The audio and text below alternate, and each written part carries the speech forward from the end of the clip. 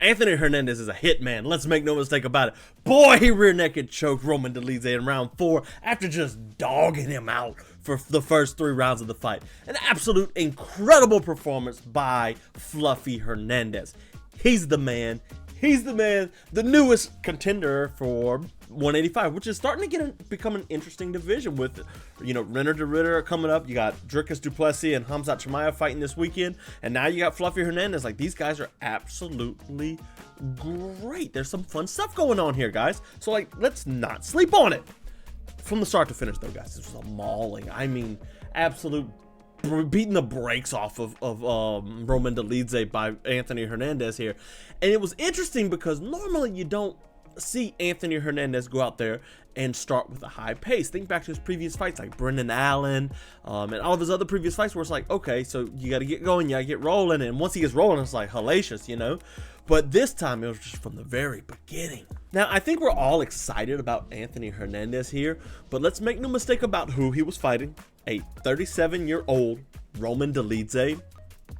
Not the biggest hitter, really good in the bottom, looking for leg entanglements, but it's not necessarily somebody tailor-made to beat Anthony Hernandez. It's not like, it's weird because Kevin Holland seems like somebody Hernandez should beat too. Remember, that's one of his previous losses. Holland is also allergic to pace and wrestling, but this, Fluffy, he managed to get him out of there. But this, he managed to, Anthony Hernandez managed to make sure nothing went wrong, and absolutely nothing went wrong for him. You got that picture of him just smiling at Roman Dolidze while he's punching him. Go look that up. That's pretty cool. You can check it out on MMA Fighting. But from the very, very beginning, there was nothing Roman Dolidze had for Anthony Hernandez except for the leg entanglements. And Fluffy's answer to that was brilliant. I'm thinking about it now, and it's just like, that makes a lot of sense. And you know what that was? Oh, I'm just going to stand up. That was it. He just is like, I'm standing up, dude. I'm not here to fight you. Come on. I'm going to fight you on my terms. And that's what he did. He fought on his terms. And that's how he really won this fight. I mean, the absolute sheer pace that he put on Dolidze had Dolidze gassed out at the middle of round 2.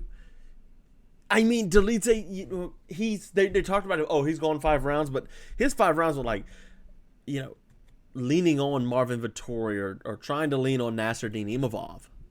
His 5 rounds aren't like Anthony Hernandez 5 rounds, because he could have gone another round and a half or however long he was into round 4. He could have gone the rest of that fight and then fought another 3-rounder after it. It was a masterful performance from Anthony Hernandez, but let's make no mistake about who he was fighting. Like I just said, he was fighting a 37-year-old Roman Dolidze. Not necessarily, Dolidze is not the greatest fighter. Now, he's a big guy. He fought at 205. He's a really big guy, but it's not like him beating Robert Whittaker like Reinier de Ridder did just a week ago. Or it's not like him beating Reinier de Ridder, speaking of. This fight is very, very interesting because you look at the upper echelons of the division, and actually let's go ahead and take a look at the upper echelons of the division because I want to see what they got going on here. Let's go up to Fluffy Hernandez.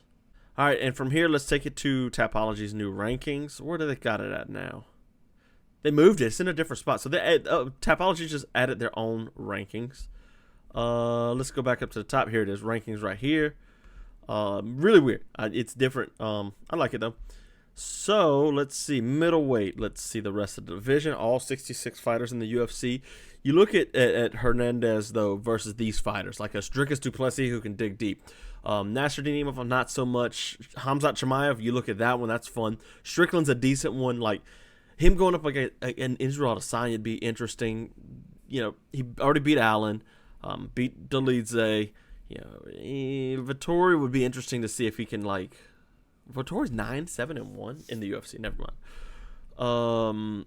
Yeah, so there's options out there for Anthony Hernandez, but when you look at the division, it's in flux. We're losing the Cannoniers and the Adesanyas, and we're getting Khamzat, Reinier de Ridder, and Fluffy Hernandez. And Anthony Hernandez has to be one of the more intriguing ones of them, So I like it. Now, he did some really cool things like elbows. His elbows were sick, man. Like, Dolidze's looking like to crash in and to grab onto him, and Fluffy's like, hey, yeah, I'll gladly hold on to you. Watch this. Grab the head, boom, on the break. Kind of like Petr Yan does. Petr Yan, if you remember in his last fight against Marcus McGee, he really did like to grab into the clinch and come off at an angle to where he could, kind of angle himself off and manage to throw in the elbows as he was escaping to kind of, keep McGee off of him, keep McGee from throwing because he knows the elbows have to come, and all of that.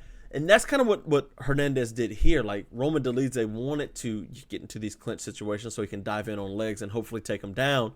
And he just didn't have any luck doing so because Hernandez is like, you put your hands down, I'm going to bash you in the head with an elbow. Or even like, if I get away, I'm going to boom, boom, pop you 1-2. Like, the cross as Dolidze was breaking was money for Anthony Hernandez this whole fight. It was a fantastic performance offensively. Hernandez really just kind of dominated Dolidze everywhere. And when Dolidze, he would find himself getting body locked by Hernandez from the back, and he said, okay, I'm just going to go to the ground and start to roll. As he goes for a turtle, he would start to roll for a leg entanglement, which is what he wanted. And Hernandez was like, I'm not having none of that. It was weird. So he wouldn't stick his leg in as a hook because that's what Roman Dolidze does. But he also never does this. He does the crab ride. Now, remember, crab ride's where you're like in turtle and you put your knee, or your opponent's in turtle, I'm sorry, and you put your knee inside of the leg and your foot on the outside. So you're not putting your foot in, but you're also controlling them. Hernandez is magnificent with that, especially with one foot. And there was no way Dolidze could find a leg entanglement. And when he finally worked his way to one, Hernandez like, all right, I'm up. Come on, get up. We're not doing what you want to do. And that is kind of like playing to the rules, because in like a street fight, you're not going to, well, I guess in a street fight, you could kick him in the head. So it's playing to the rules, but also if we had like pride rules, we could have seen Fluffy like, people's elbow Roman Dolidze right there. That would have been an interesting moment, right? But yeah, the elbows were stick. He used them on the break well, and I really like what Anthony Hernandez brought to the table. Breath of fresh air to the division. By far one of my favorite middleweight right now, maybe outside of Dricus, because Dricus is so goofy. Completely different reasons that they're favorites. Oh, Brendan Allen, Louisiana's own. I got to go with Brendan Allen. I just got to. We're down a Louisiana fighter. Now I got to find one that I'm pulling for, and it's Brendan Allen.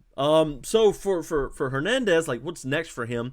We looked at a couple options a minute ago, but I like the Sean Strickland match. If you really want to get this guy in on a title shot, Strickland can go 5 rounds, but like, can he go Anthony Hernandez 5 rounds? I don't think so. I think he actually struggles in that kind of a fight.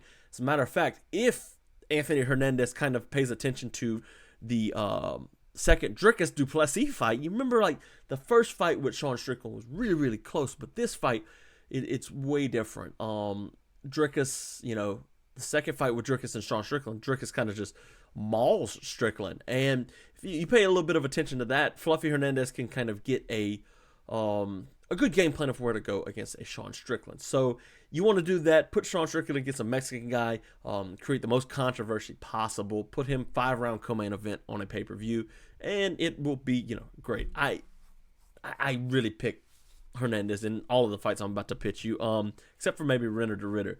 Actually, Reinier de Ridder is the interesting one, because we saw what he does against people who kind of come in to create clinches and stuff. I also like Reinier de Ridder in the jiu-jitsu aspect of things, but when Hernandez is going in there, he's trying to clinch, like, he's not pulling the Dolidze trying to throw bombs over the top. He's going to knee you in the body, just like he did Whittaker. So that's an interesting stylistic matchup. Both of them are very good on the ground. It's a very scrambly fight. Think back to the Fluffy Hernandez's last fight with Brendan Allen. That was a really fun fight, and it was very scrambly. And I feel like this could be even more scrambly. So I really like that. And if we're trying to put them out to pasture, Robert Whittaker and Israel Adesanya, specifically Adesanya, but you could do Whittaker if you really hated Robert Whittaker, but like, what reason is there to hate him? There is none. You got to like Robert Whittaker. Israel Adesanya, you know, he's controversial, but we don't hate Israel Adesanya either. So that's my picks. I don't know like, who y'all think. You can sound off in the comments and let me know. But I do like the Sean Strickland and the Reinier de Ridder matchups specifically. Those are two very, very compelling matchups.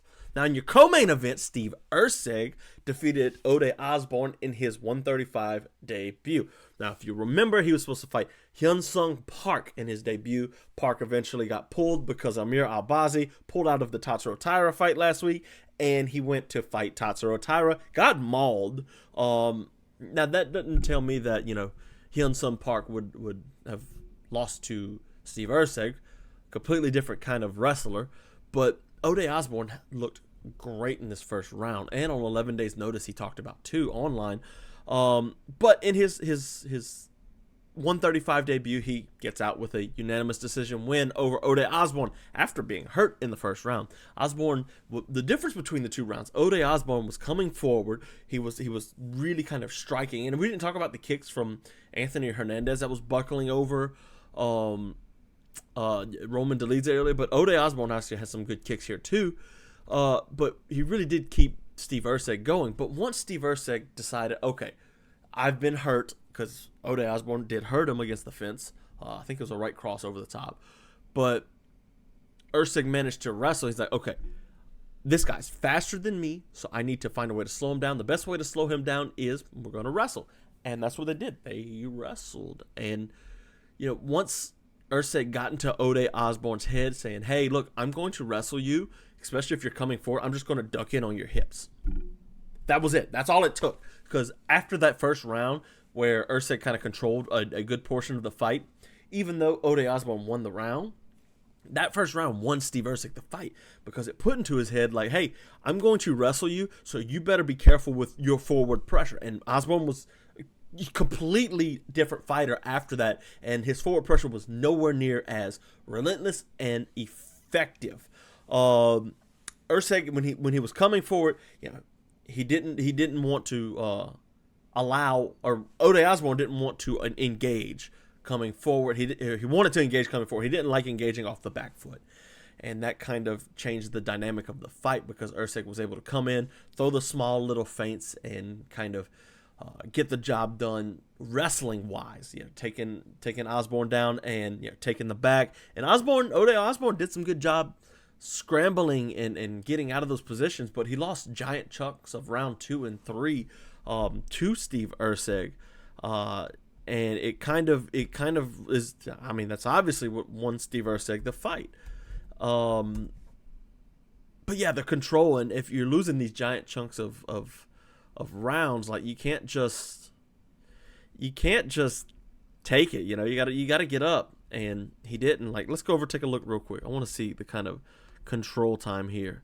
Yeah, 4 minutes and 47 seconds of control time from Steve Erceg. 3 of 10 on the takedowns, and yeah, that's not a great percentage, but what matters is it changed how Ode Osborne fought and managed to put him on the back foot. A lot of, you know, strikes to the body. Wow, that's only 10 strikes to the head. That's regardless. Yeah, it's a weird fight. I do think Erceg, though, you know, he's got chin problems.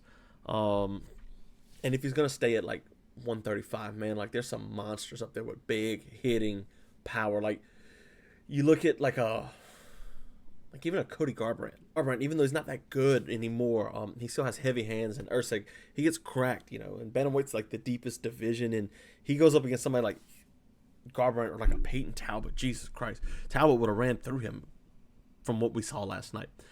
He needs to fight somebody like a Raniyaha, you know, a jiu-jitsu guy who's not very heavy-handed and won't be an existential threat to his life, because wow, that could be bad. Let's see. Lower on the card, Yasmin Lucinda defeated Angela Hill via unanimous decision. Like, meh, you know, okay, I guess. Why is Angela Hill in the UFC still? I get she's like, everybody likes her, but she's 18 and 15 in the sport. Is that the kind of talent you want to be putting forward? It's not one I'd want to put forward to me, for being honest. You know, I don't like it But yeah, Andre Fili defeated Christian Rodriguez via split decision, which was incredibly funny because, hold on, let's go take a look at C-Rod's record because, it's weird how consistently inconsistent he is. Go back one more. Nope. We gotta go back to the Fight Night page. He's so inconsistent because like he looks like a killer when he fights. 12-4 record, but like look at his 4 losses to Melquizael Acosta, Julian Erosa, and Jonathan Pierce. Like good prospects he beats, but then he fights old guys. He loses to old guys that he should beat. I'm sorry, but he beats like a Austin Bashi, Isaac Dogarian, Cameron Simon, Raul Rosas. Like these are all good fighters. Joshua Weems, okay. But he loses to the people like Julian Erosa with a terrible chin. Costa's a decent fighter. Melquizael Acosta, that guy, 24-7. He's been around a while though. How old is he? 28. So I won't call him an old man. But Andre Fili's been around for forever, man. And this was one of those fights where it was like, okay. And look, the loss win. He consistently beats good fighters, and C-Rod struggles when he's going up against these veterans, and it's weird because he's set in his ways, I feel like, and it kind of gets him in trouble. Now, Andre Fili did a good job of kind of staying off the center line, not letting Christian Rodriguez work. He did a good job with his lead hook, but like Christian Rodriguez should have an answer to that. He should have an answer, and it shouldn't be like, oh man, I guess I'll figure it out. Like, no, it shouldn't be that. I don't know. He's so frustrating because he beats really good fighters. Like, man, this guy's got a future. But then he loses to Andre Fili and Julian Erosa, and you're like, what? Like, Erosa's chin's cracked. You should be able to put him down easy. No, choked out in the first round. Where does he go from here? Like, it's nowhere. If you can't beat veterans, man. If you can't beat veterans, you go nowhere. I mean, that's all there is to it. I don't understand it. Like, there's something going wrong there, and he's losing fights he shouldn't. I mean, he's losing fights he shouldn't, and it's weird, man. He's kind of in a weird spot. I don't know what you do with him. You put him on these fight nights, and you kind of make it make sense. Let's see what else happened on this card. Let's go down here. Jean Matsumoto edged Miles John. I felt like Miles John won this fight, actually. Matsumoto moved to 17-1. He's a prospect everybody likes. Who does one loss to? Rob Font, split decision. Okay. Was that a short notice fight? That seems like it was because he had that Gutierrez cancellation. Yeah, he was supposed to fight Dominic Cruz, and Matsumoto stepped in here, which is funny because Matsumoto he's pretty good. But yeah, I feel like Miles John won that fight. I don't know if Miles John's okay. He's not a great fighter, but he had a lot of damage he put on John Matsumoto. Sucks because the right guy I felt like didn't win, but I wouldn't say it's a robbery by any means. Christian Leroy Duncan beat the snot out of Eric Anders, boys. I mean, just beat the brakes off of him. And it was interesting too because Christian Leroy Duncan, I hadn't watched too much of him going in this, but I knew I picked him on Verdict, the app, just to say hey, I like this guy, and Eric Anders is going to get me a lot of experience. So I loaded up all the experience. So I'm just kind of get the boost. Didn't get it, obviously, because I like Anders. Alabama football guy, probably the most successful. Well, no, not the most. Never mind. We've had Brock Lesnar. Oh man, but Anders, he's been around for a long time. He was undefeated till he fought Lyoto Machida. And a very close fight with Lyoto Machida. He's had some really good finishes, but he's also been in some wars, man. Let's take a look at this real quick because he's had some absolute barn burner fights. Knocked out Chris Weidman, painfully hurts. Jamie Pickett, he beat Marc-Andre Barrios. That was a fight of the night. Beat Kyle Dawkins. Jun Sung Park and Andre Manuz beat him, but Darren Stewart. The illegal knee. Who illegal kneed who on that one? I can't remember. Doesn't tell me. Christoph Jotto, but the Gerald Meerschaert split decision, always hard to fight. But remember the Khalil Roundtree fight was very, very violent. Thiago Santos, another very, very violent fight. And then that split to Lyoto Machida. So he come up through the UFC, and he beat Natal, beat Marcus Perez, and like, okay, and you get to Lyoto Machida split decision. Okay, he might be something, and just kind of doesn't pan out. I guess I like Christian Leroy Duncan though. Quite interesting fighter. He's a good hitter from both sides. Really interesting striking style. So he'll kick and land on the opposite stance. So he'll kick his rear leg, end in southpaw, and then he'll side kick with that new lead leg, with his right leg forward, which was real interesting. I mean, the knockout here was interesting because he, spinning back elbow to hurt Anders, and he just swarmed on him, and Anders collapses against the side of the cage. I don't think Eric Anders should probably fight anymore. He's quite washed up, but at the same time, like, he's not terrible. He still can beat average fighters, and if anything, the UFC's got average fighters now. So Christian Leroy Duncan, I'm excited to see what he kind of does. He's kind of one of those ones at middleweight too. Was this middleweight? Real quick, let me see. That was middleweight. So that's another good addition to the middleweight division. Christian Leroy Duncan, that is. Julius Walker defeated Kisiera. Okay. Elijah Smith beat Toshiomi Kazama via slam. Let's talk about that for a second, because wow. So if you missed it, he had him in a triangle. He had Elijah Smith in a triangle. And these guys are small fellas. They're 135ers. And Toshiomi, armbar triangle, and Elijah Smith said, all right, I'm going to pick you up, and I'm going to put you down. Boom. He did it perfect, too. He braced it against the head, and drove the back of his head into the canvas, which it is dangerous. Let's be honest. It's dangerous. But at the same time, it was really freaking cool. Really, really cool. But for the love of God, please, when you get picked up and you're on the back, let go. Oh, but I had him in a triangle. It never ends well. Never ends well. Just let go. I said on X a couple months back about a jiu-jitsu match, like I got disqualified for slamming his opponent, but like, if I pick you up and you're still, holding on, you deserve to be slammed, especially in like competition. Like in training, I picked a guy up once. I'm a bigger dude. I'm 240, and this other guy, he's 150, 160, and purple belt just mauling me. And I'm like, okay, I finally got him on bottom, so I pick him up, and I see the fear of God in his eyes, like, oh, please don't slam. I gently put him down. After practice, he comes up to me, he's like, hey man, thanks for not slamming me. I'm like, hey dude, I want to train with you again. You're a cool dude, and you're not a jerk, so yeah. But like, if it's a competition, dude, like don't slam your training partners is the moral of that story. Like, if you're training, don't slam them when you pick them up. That's your training partners. You want them to live.